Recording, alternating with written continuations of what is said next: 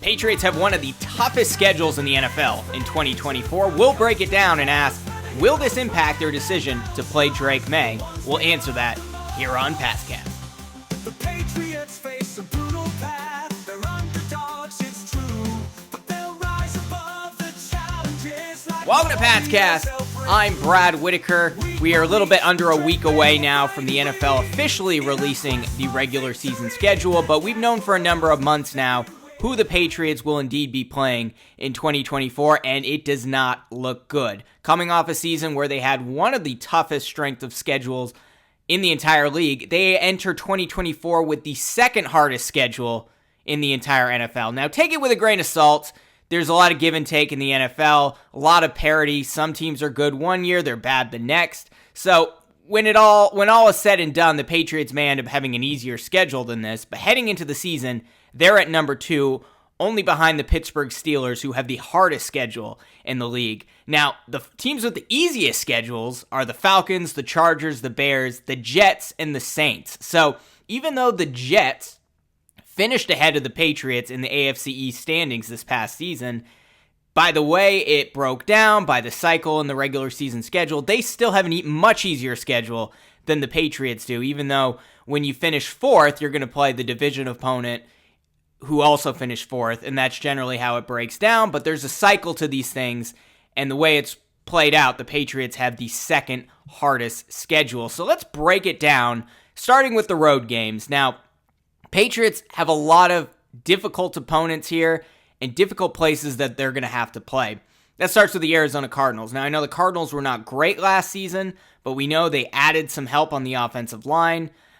They added Marvin Harrison Jr., and it's also a difficult destination. Now, the Patriots opened the season there back in, I think it was 2016, the Deflategate suspension for Tom Brady, and barely squeaked by against a pretty good Arizona Cardinals team. I think the Cardinals might actually challenge in the NFC West this season, so that's going to be very challenging. And then you have all the AFC East opponents that they have to go in and play. Miami is always tough. Even when Tom Brady was on the Patriots, he struggled to win in Miami. I think he only won like 2 or 3 games his last decade with the Patriots on the road in Miami, and it really depends on when that game takes place on the schedule. We've seen the Patriots have a ton of week 1 openers in Miami. They almost always lose those games because it's 90 plus degrees, 100% humidity, and even if it's somewhere in the first, month, 2 months of the season, that is a tough place to play.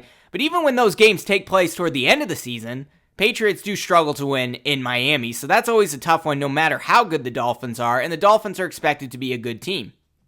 Then you have the Buffalo Bills. I think they're going to regress a little bit this season, but they still got Josh Allen. They drafted a good receiver early in the draft this year. They're still going to be a threat, not just in the AFC East, but in the AFC as a whole. And we all know the New York Jets, many are calling them a Super Bowl favorite, really addressed the offensive line, which was their biggest issues. We know they have one of the best defenses in the league, and if Rodgers is healthy, that's going to be a tough game as well. And then the Chicago Bears, they have to go into Chicago, face Caleb Williams and Keenan Allen, and all those weapons that they added at wide receiver. They have a pretty decent offensive line. Their defense is getting better.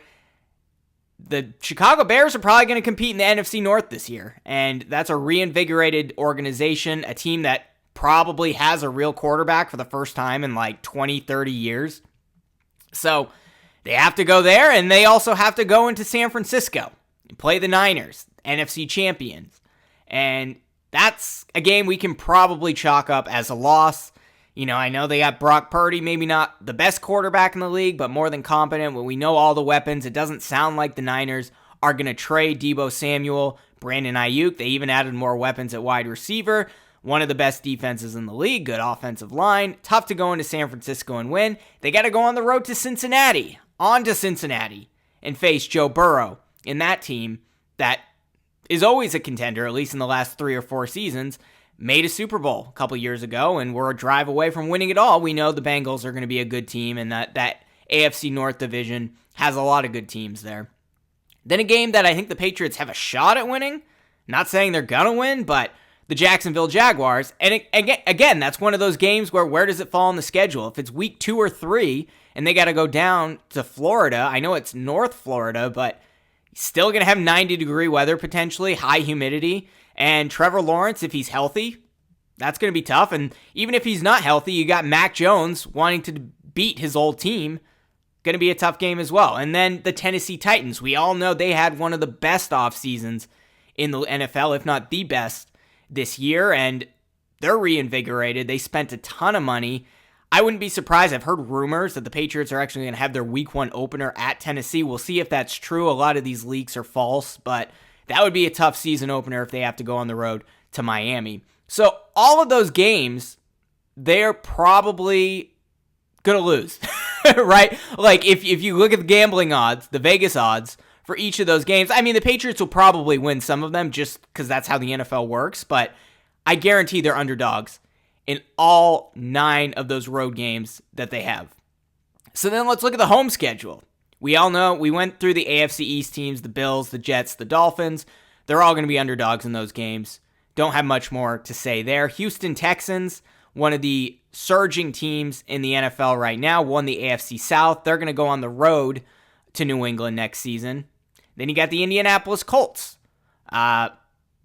I don't know. The Colts are kind of a crapshoot year in and year out, but if Anthony Richardson is healthy, we know what he did before he got hurt. He was on my fantasy team, one of the better quarterbacks in the league. Looked to be a Rookie of the Year candidate until he went down. So you got C.J. Stroud in Houston. You got Anthony Richardson in Indianapolis. They seem to have a pretty good draft as well. I don't know. I don't think they're going to be favored in that one. L.A. Chargers, Jim Harbaugh, Justin Herbert. You know, I think they may have taken a step back because they don't have Mike Williams. They don't have Keenan Allen, but this is going to be a defensive-heavy, pound-it, Jim Harbaugh type team. I don't think the Chargers are going to be great this year, but Patriots aren't expected to be good either. That may be a 50-50 coin flip.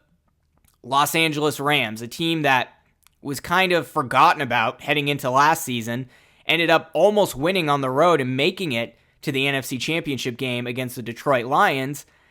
We know they have Sean McVay. We know they have Matt Stafford. They have a lot of really good receivers. Puka Nakua's there.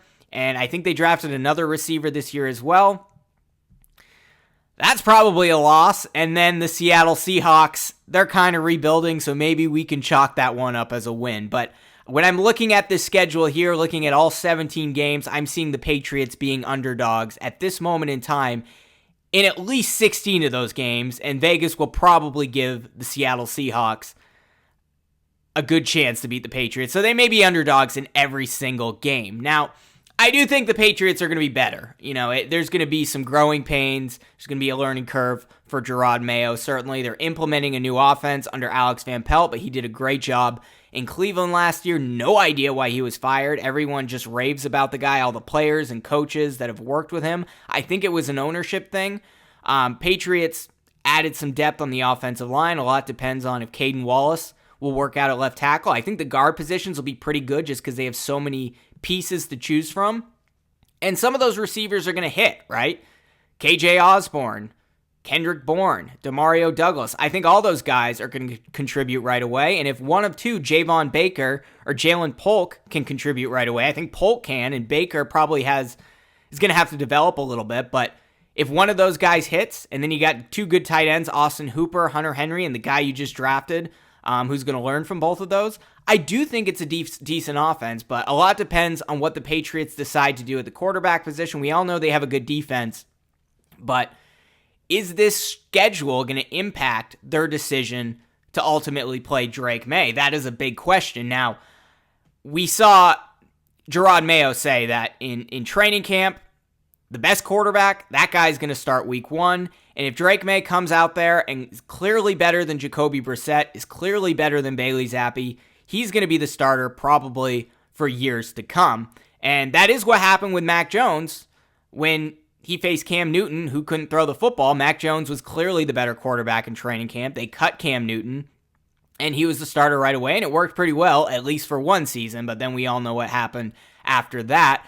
I wouldn't expect it to happen. I don't think the strength of schedule is necessarily going to factor into that decision because I think unlike Mac Jones, even if Drake Maye struggles, even if he has to take a lot of hits, the reason the Patriots drafted him, and Drake Maye has said this, Elliott Wolf has said this, is because they expect him to be able to bounce back after he takes 3 or 4 hits in the first quarter. Like, he is a mentally tough quarterback, physical frame, strong guy, tall, a lot of weight, a lot of size, strong arm. He's going to make mistakes. He's going to have growing pains, but unlike Mac Jones, who, when he has a clean pocket, looks like a pretty good quarterback, but the moment he starts getting hit, then he really gets in his head a little bit. I don't think that's what the issue is going to be for Drake Maye ultimately. So I would expect it all to come down to just the quarterback competition. And ultimately, Drake Maye, if this is what he has to face, if he plays 17 games this season against these teams, especially these games on the road, but even the home games, it's going to be tough. But again, the NFL is different year to year. Some teams are good, some teams are bad the next year. It's always tough to predict. The strength of schedule changes drastically. I think the Patriots last season had one of the hardest schedules going in, and they ended with still a fairly difficult strength of schedule, but the reason the Washington Commanders drafted ahead of the Patriots is because they had a much tougher strength of schedule in terms of win percentage of the teams that they played, so they ended up, or actually I think they had an easier one.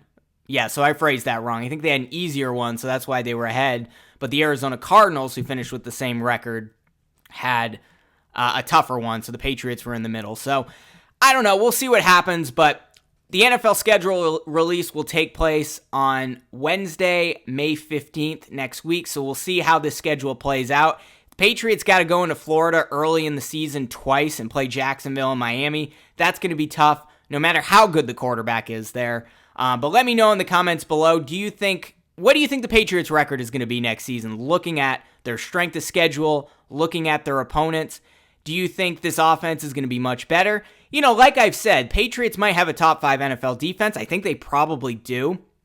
And if the offense is mediocre, regardless of their strength of schedule, that is potentially a playoff team because that's the way it works. You have a good defense and a middle-of-the-road offense, you're probably a playoff team. So, look, if they had an easy schedule, I'd say the Patriots would have a shot at making the playoffs. Right now, I see 7 wins.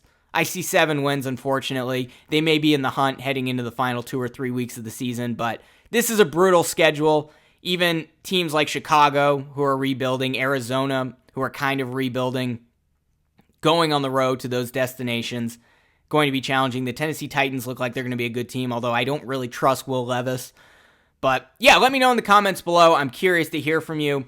If you are watching on YouTube, be sure to like this video, subscribe to this channel, and click the notification bell, or subscribe if you're listening on Apple Podcasts or on Spotify. Now, assuming the CMEs blasted by the sun do not wipe out the power grid and destroy human civilization as we know it, we'll be back next week with more Patriots coverage.